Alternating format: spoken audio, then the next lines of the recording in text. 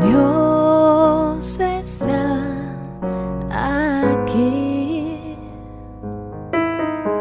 tan cierto como el aire que respiro, tan cierto como la mañana se levanta. Nuestro tema es María en el plan de salvación. La anunciación a María inaugura la plenitud de los tiempos, nos dice Gálatas 4. Es decir, la llegada de los tiempos en que se cumplen las promesas y los preparativos. María es invitada a concebir a aquel en quien habitará corporalmente la plenitud de la divinidad y la respuesta divina a su interrogante. ¿Cómo será esto, puesto que no conozco varón? Se dio mediante el poder del Espíritu. El Espíritu Santo vendrá sobre ti, nos dice el primer capítulo de San Lucas. Así pues, la Virgen de Nazaret, desposada con José, aparece por primera vez en la historia de la salvación en el momento en que comienza a ser madre. El Espíritu Santo fue enviado para santificar el seno de la Virgen María y fecundarla por obra divina, pues Él es el Señor que da la vida. Hace que ella conciba al Hijo Eterno del Padre en una humanidad tomada de la suya. Dios envió a su Hijo, pero para formarle un cuerpo. Quiso la libre cooperación de una criatura y para eso, desde toda la eternidad, escogió a una hija de Israel para que fuera la madre de su Hijo, una joven judía originaria de Nazaret en Galilea, la cual se desposó con un hombre llamado José de la casa de David. Jesús, el Hijo de María, que de ella ha recibido la vida humana, es al mismo tiempo el Hijo de Dios, igual en todo al Padre. El Hijo de Dios es realmente Hijo de María. El Hijo de María es realmente Hijo de Dios. Ese es el misterio de la encarnación de un Dios que ha querido hacerse hombre. Para ser la madre del Salvador, María fue dotada por Dios con dones a la medida de una misión tan importante. Nos lo dice el 56 del documento Luz de las Gentes. El ángel Gabriel, en el momento de la anunciación, la saluda llamándola llena de gracia, nos dice San Lucas. Para poder dar el asentimiento libre de su fe al anuncio de su vocación, era preciso que ella estuviese totalmente poseída por la gracia de Dios. A lo largo de los siglos, la Iglesia ha tomado conciencia de que María, que es la llena de gracia por obra de Dios, había sido redimida desde su concepción.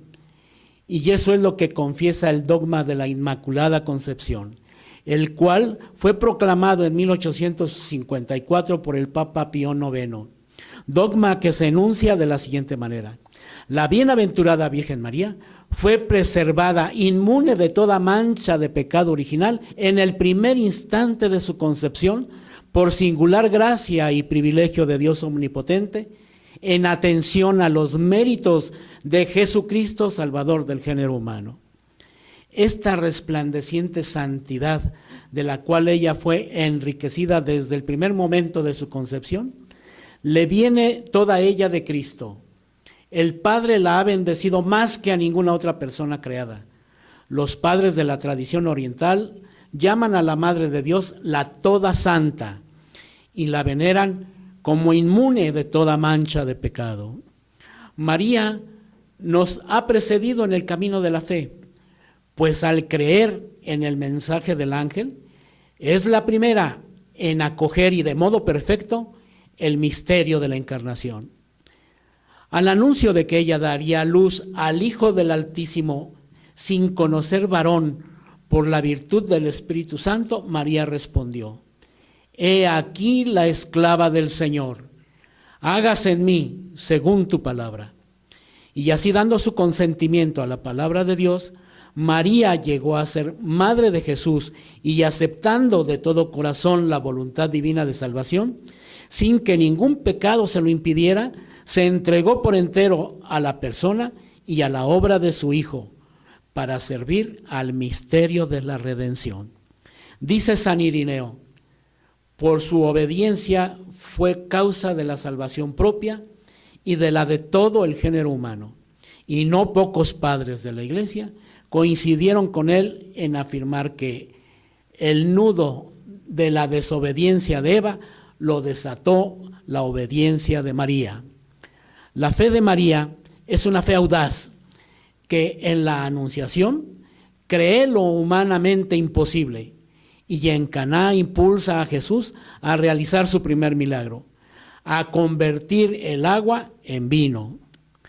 Comparándola con Eva, llaman a María Madre de los Vivientes, pues la muerte vino por Eva y la vida por María, dice el número 56 de Luz de las Gentes.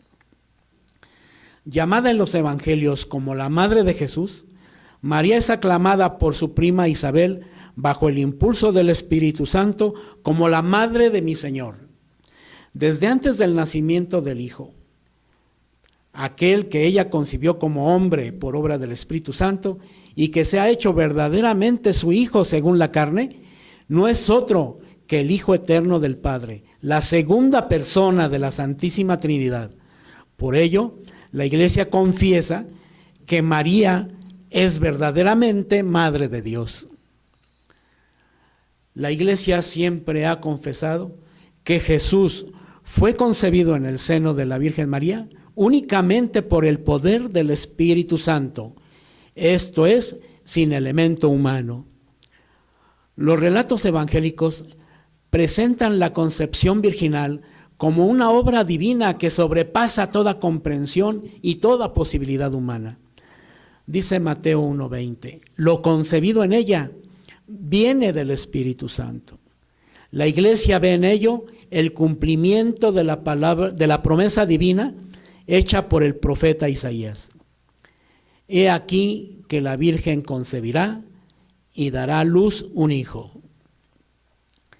El nacimiento de Cristo, lejos de disminuir, consagró la integridad virginal de su madre.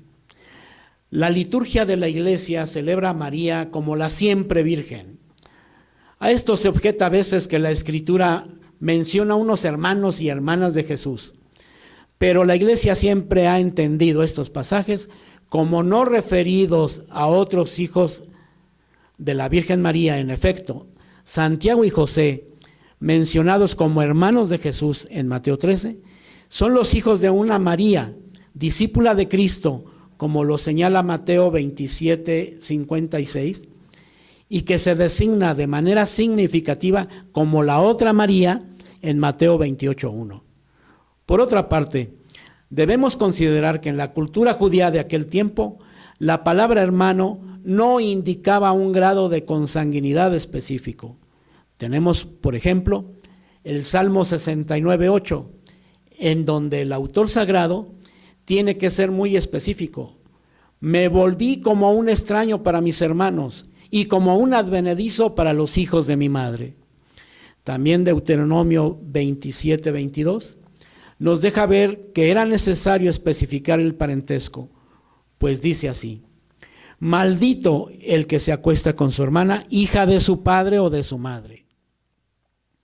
Ahora bien, si atendemos con cuidado al pasaje de Lucas 2:41 al 52, en donde Jesús se extravía en la visita al templo de Jerusalén, encontramos que en dicho texto solo son sus padres quienes lo buscan, haciéndose esto todavía más evidente en el versículo 48 que dice: tu padre y yo, angustiados, te andábamos buscando.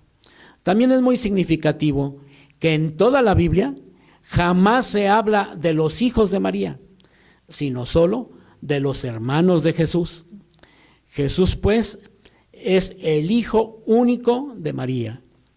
Pero la maternidad espiritual de María se extiende a todos los hombres, a los cuales Él vino a salvar. La virginidad de María manifiesta la iniciativa absoluta de Dios en la encarnación. Jesús no tiene como padre más que a Dios, y la naturaleza humana que ha tomado no le ha dejado jamás de su padre. Jesús es consubstancial a su padre en la divinidad y consubstancial con su madre en nuestra humanidad. Jesús fue concebido por obra del Espíritu Santo en el seno de la Virgen María, porque Él es el nuevo Adán que inaugura la nueva creación, dice la primera de Corintios 15, 4, 5. La humanidad de Cristo, desde su concepción, está llena del Espíritu Santo, porque como dice Juan 3, Dios le da el Espíritu sin medida. María es a la vez virgen y madre, porque ella es la figura y la más perfecta realización de la Iglesia. La Iglesia, por su parte, se convierte en madre por la palabra de Dios acogida con fe, ya que por la predicación y el bautismo engendra para una vida nueva e inmortal a los hijos concebidos por el Espíritu Santo y nacidos de Dios. A María se le reconoce y se le venera como verdadera Madre de Dios y del Redentor. Más aún, es verdaderamente la Madre de los miembros de Cristo, porque colaboró con su amor a que nacieran en la Iglesia los creyentes, miembros de aquella cabeza, nos dice San Agustín. El papel de María con relación a la Iglesia es inseparable de su misión con Cristo, pues deriva directamente de ella. Esta unión de la Madre con el Hijo en la obra de la salvación se manifiesta desde el momento de la concepción virginal de Cristo hasta su muerte. Se manifiesta particularmente en la hora de su pasión, porque avanzó en la peregrinación de la fe y mantuvo fielmente la unión con su Hijo hasta la cruz. Ahí, por voluntad de Dios, estuvo de pie, sufriendo intensamente junto con su Hijo, y se unificó a su sacrificio con su corazón de madre, que llena de amor, daba su consentimiento a la inmolación de su Hijo como víctima. Finalmente, Jesucristo, agonizando en la cruz, la dio como madre al discípulo con estas palabras: mujer, ahí tienes a tu hijo. Aquí es oportuno recordar que si Jesús hubiera tenido más hermanos de sangre, resultaría incongruente que le haya encargado su madre al apóstol Juan. Con pasajes como Marcos 6, 2 al 3, se intenta argumentar que hubo más hermanos, pues tal pasaje dice que sus hermanos eran Santiago, José, Judas y Simón, y que sus hermanas estaban entre ellos, lo cual nos daría una cifra mínima de 4 varones más 2 mujeres. Luego entonces, repetimos, no tendría sentido que Jesús hiciera ese encargo. Después de la ascensión de su Hijo, María estuvo presente en los comienzos de la Iglesia con sus oraciones. Nos dice el documento Luz de las Gentes: reunida con los apóstoles y algunas mujeres, María pedía con sus oraciones el don del Espíritu, que en la Anunciación había cubierto con su sombra. La presencia de la Virgen en la Iglesia anima a los cristianos a ponerse cada día a la escucha de la palabra del Señor. La Virgen Inmaculada, libre de toda mancha de pecado original, al terminar su vida terrena, fue llevada a la gloria del cielo y elevada al trono por el Señor como reina del universo. La asunción de la Santísima Virgen constituye una participación singular en la resurrección de su Hijo y una anticipación de la resurrección de los demás cristianos. Así lo señala la proclamación del dogma de la Asunción de María por el Papa Pío XII en 1950. Cuando hablamos de la concepción inmaculada de María, es decir, de que fue concebida sin pecado original y de que fue asunta o llevada gloriosamente a los cielos en cuerpo y alma, estamos hablando de 2 privilegios que Dios le concedió a ella. Exceptuándola de la ley general que afecta a todos los hombres, han sido privilegios excepcionales de Dios en favor de María. Las expresiones que se suelen usar son por singular privilegio de Dios y también en previsión de los méritos de Cristo. Algunos se preguntan, ¿y qué base bíblica tiene esto? Para empezar, recordemos que la Biblia no es la única fuente de la revelación, pues dicha revelación tiene también como fuente a la tradición viva de la Iglesia, la cual, por deseo del mismo Jesús, asistida por el Espíritu Santo y guiada desde sus inicios por Pedro y sus sucesores, custodia una tradición divina no contenida en la Sagrada Escritura. San Juan, al final de su Evangelio, señala: hay otras muchas cosas que hizo Jesús. Si se escribieran una por una, pienso que ni todo el mundo bastaría para contener los libros que se escribieran. Así tenemos, por ejemplo, que descansamos en domingo y no en sábado como lo ordenaba la antigua alianza. ¿Por qué? Porque la Iglesia, viendo que Jesús resucitó en domingo y que el Espíritu Santo se manifestó también en ese día, y ejerciendo la encomienda que Cristo le dejó, dispuso ese cambio. Por ello, también la Biblia ha de entenderse en el contexto de la tradición viva de la Iglesia, porque si pretendemos quedarnos solo con la Biblia como norma de fe, llegaríamos al absurdo de tener que renunciar a la Biblia misma, puesto que en ninguna de sus páginas se nos dice cuáles son los libros inspirados por Dios. Hay que repetir pues esto, que a veces no se considera. De la tradición viva de la Iglesia hemos recibido ese tesoro que es la Sagrada Escritura. Así pues, el privilegio de la concepción inmaculada se encuentra en la tradición viva de la Iglesia y está en perfecta consonancia con el nombre excepcional que María recibe de boca del ángel, la llena de gracia, conforme a Lucas 1:28.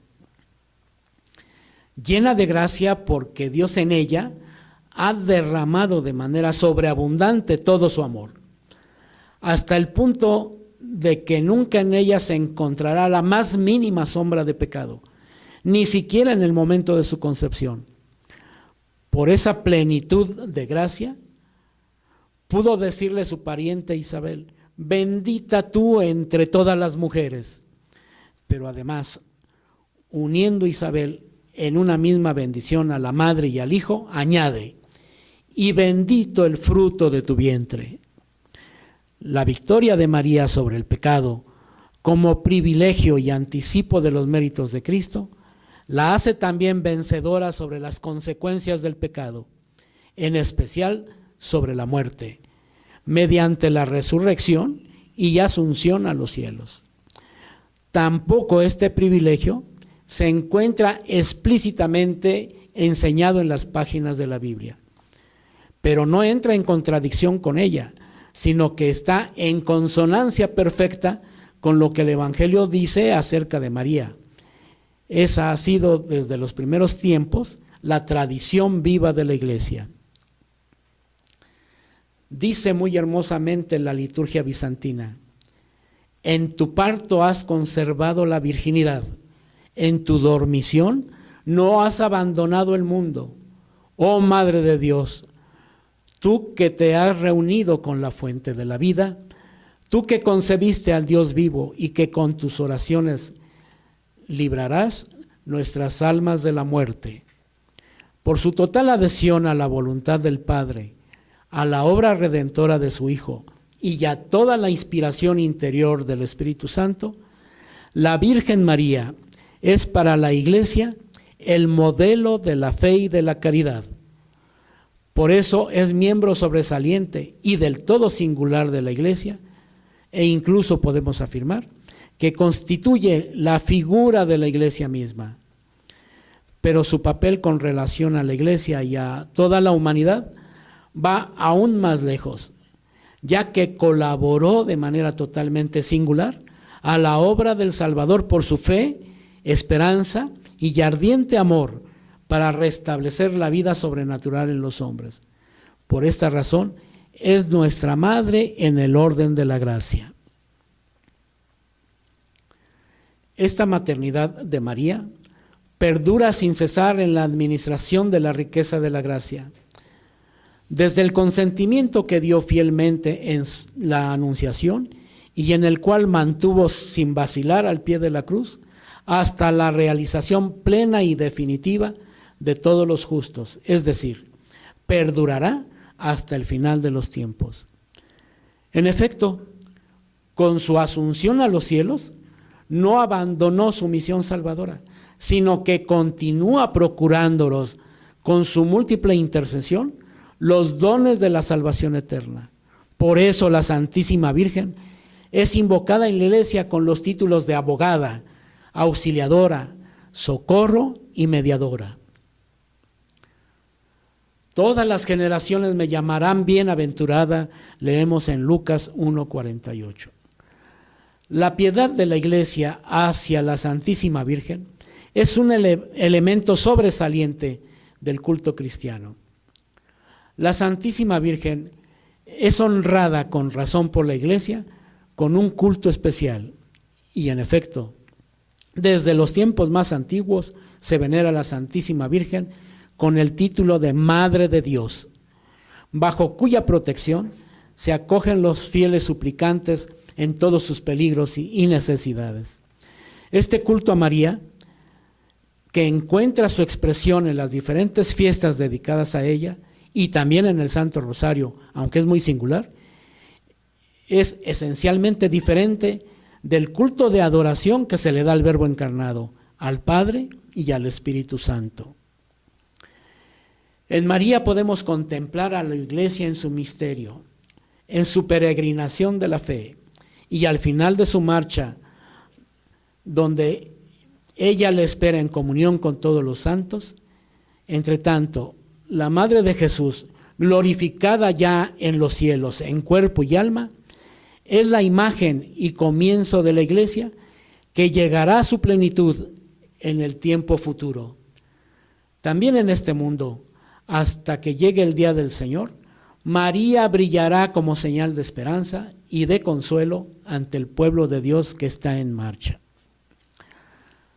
Hagamos un resumen del tema. La anunciación a María inaugura la plenitud de los tiempos. María es invitada a concebir aquel en quien habitará corporalmente la plenitud de la divinidad. La respuesta divina a su interrogante fue: el Espíritu Santo vendrá sobre ti. El Hijo de Dios es realmente hijo de María y el Hijo de María es realmente hijo de Dios. Ese es el misterio de la encarnación de un Dios que ha querido hacerse hombre. El ángel Gabriel, en el momento de la anunciación, la saluda llamándola llena de gracia. María respondió: he aquí la esclava del Señor, hágase en mí según tu palabra.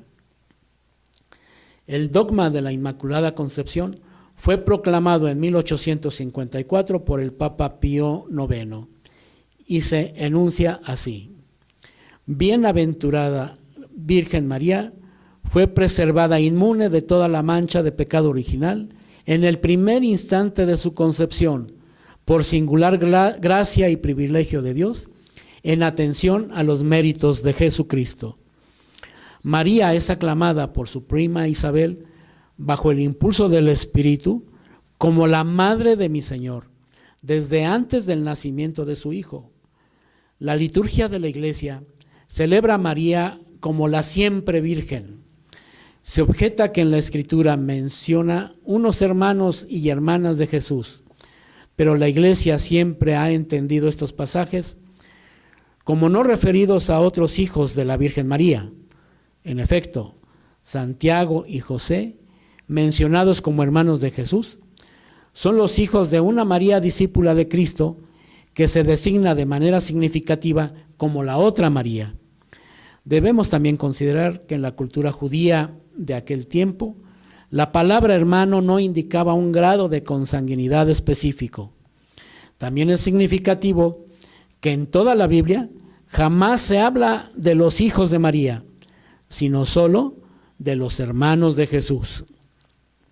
La Virgen Inmaculada al terminar su vida terrena, fue llevada a la gloria del cielo como reina del universo. La asunción de la Virgen constituye una participación singular en la resurrección de su Hijo. Así lo señala el dogma de la Asunción de María, proclamado por el Papa Pío XII en 1950. Por su total adhesión a la voluntad del Padre, la Virgen María es para la Iglesia el modelo de la fe y de la caridad.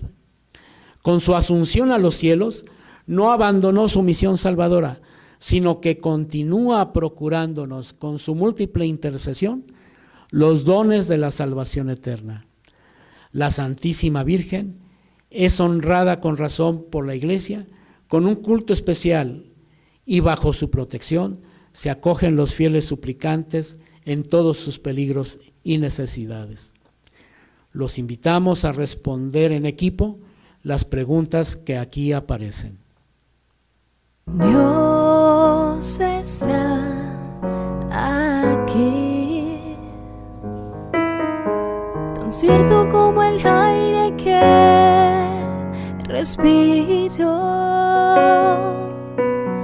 tan cierto como la mañana se levanta, tan cierto que cuando le hablo Él me puede oír. Dios está aquí y Él se goza en la alabanza de su pueblo, pues sé que nos está hablando y transformando.